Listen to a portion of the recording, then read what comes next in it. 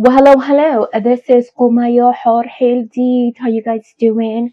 So I'm going to continue reading the words of Nefertiti, but I'm going to be using, or basically reading a lot of the stories in this book, yeah?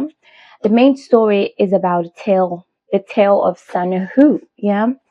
2,000 years ago of ancient Egyptian poetry, stories, dialogues, yeah? Words of wisdom.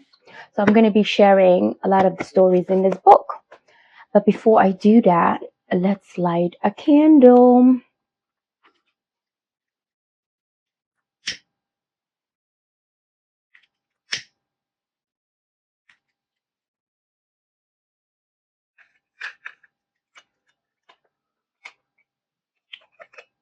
Yay, we got some light. We're also going to light incense. Yeah, get rid of all the satanic energies, all the devils.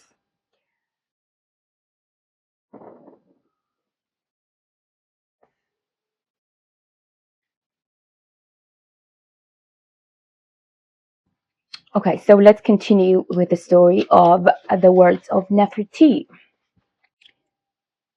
The words of Nefertiti. The mute takes the lead. I shall show you the land in catastrophe. What shall not happen, happening. Arms of war will be taken up, and the land will live by uproar. Arms will be made out of copper. Bread will be asked for with blood. A sick man will be laughed out loud.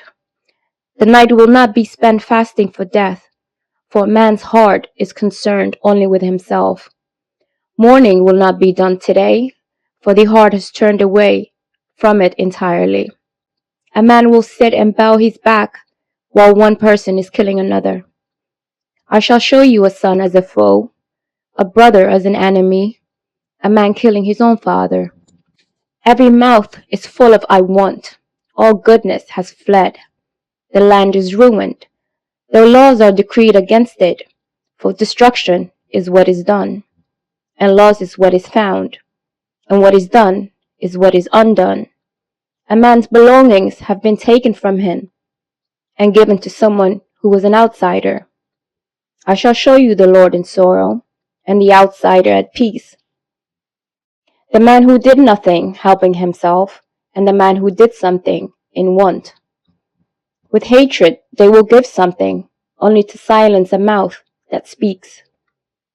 And answer a phrase with an arm thrusting a stick, and speak back by killing. To the heart, spoken words seem like fire, and what comes from the mouth cannot be endured. Shrunk is the land, many its controllers. It's bare, its taxes are great. Little is the grain, large is the measure, and it is poured out in a rising amount. The sun god separates himself from mankind. He will rise when it's time, but no one knows when midday occurs. No one can distinguish his shadow. No one's face is bright when he's glimpsed. No one's eyes are moist with water. He is in the sky, but like the moon, his times of nightfall will not stray, but his rays on the face are now a thing of the past. I shall show you the land in calamity, the weak man as the lord of force, and he who did the greeting greeted. I shall show you the lowermost uppermost, the man who followed after, now the man leading a generation. They will live in the necropolis. The wretch will make riches. The great will beg to exist. Only the poor will eat bread, while forced laborers are exultant. The land will have no Heliopolitan Nome, the birthplace of every god.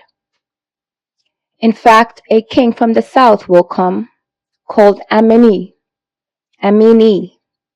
He's the son of a woman, of Bowland.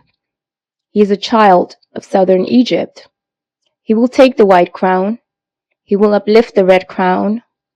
He will unite the two powers.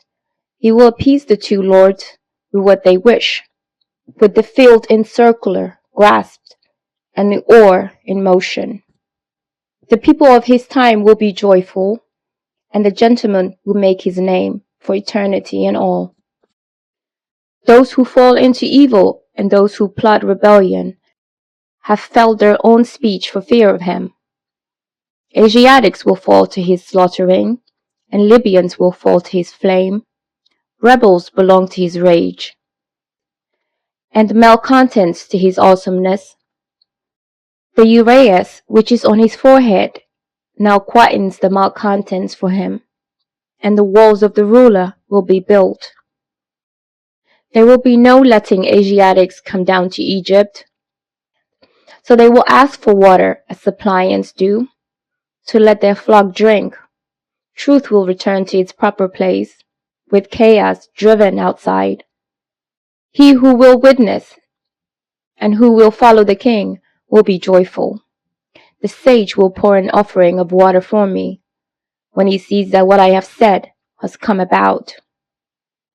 So it ends from start to finish, as found in the writing.